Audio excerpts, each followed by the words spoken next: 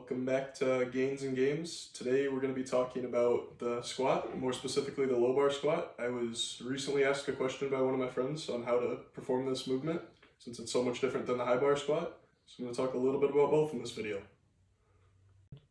Okay, so just like the bench press, squat is also a compound movement, which means it's using your whole body while you're doing it. You're using everything from your legs to your core to your upper body to keep yourself upright.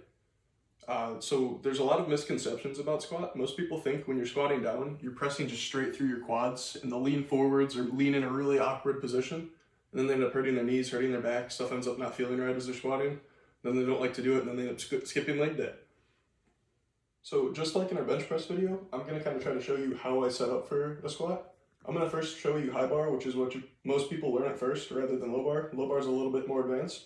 So for high bar, I generally find like the knurling on the bar, just to right start point to put my hands. Then I kind of get my feet up underneath the bar to where my chest is about touching the bar.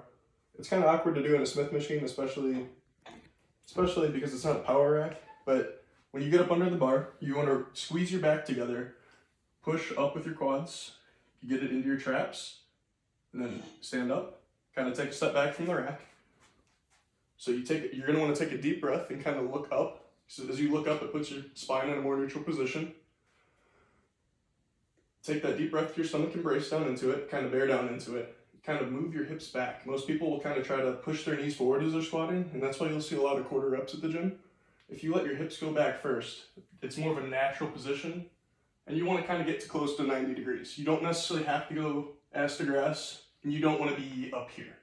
You want to keep your shoulders back more than your hips. You want to be going at the same time. You don't want to be pushing up with your hips first. You don't want to be pushing up with your back first, because then you fall.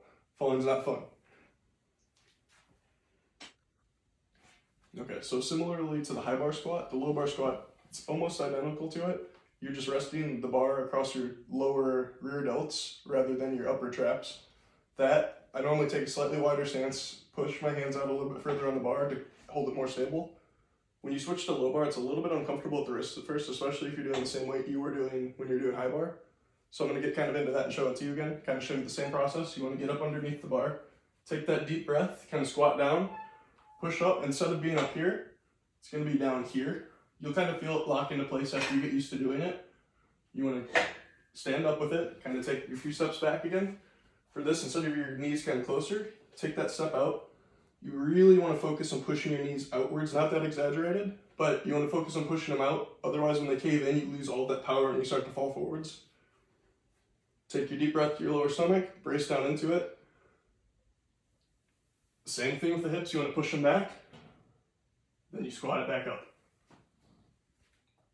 So now I'd like to talk about the cues that you want to pay attention to when squatting. Like I've already kind of talked about the knees going out a little bit, the bracing, a bunch of other random little things like where the bar placement. Something that I notice on a lot of newer guys is when their knees cave in, it causes ankle problems as well. So like as you're squatting down, your knees will buckle in and then your outer heel will start to come up off the ground, and that's not good. It could cause knee problems, could cause hip problems. Not fun. So now just like the bench press, I'm going to do a few reps and kind of show you exactly how I do it, how I set up, kind of do it a little bit faster, pause in certain points, kind of point out things that I'm doing different. Let's get into it. So like I said on the setup video, kind of put my hands a little bit wider on the bar, get up underneath the bar, kind of take your breath, get it under your adults, look up a little bit and take a few steps back. I like my feet a little bit wider when I do low bar. Take your deep breath, kind of look up.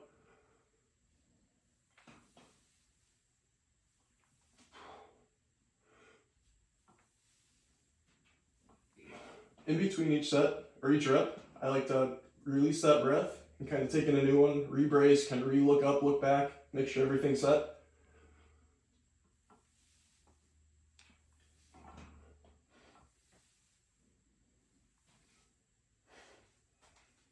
So now I'm going to have Adam pass me the camera and he's going to try the techniques that I just learned. I'm going to have him do high bar just because it's a little bit easier to learn than low bar. Thank you. Okay. All right.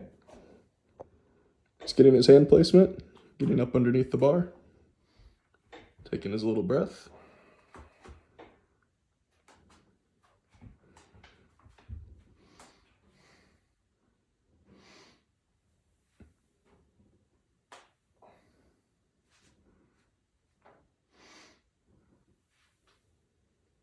Good. So now we're going to go back to the table. We're going to have Adam watch a couple of videos, and he's going to point out what he thinks is good and bad in both of those videos. We're not going to have any names, not going to have any faces in them. Just going to have him watching those videos and try to point out stuff based on what we just talked about.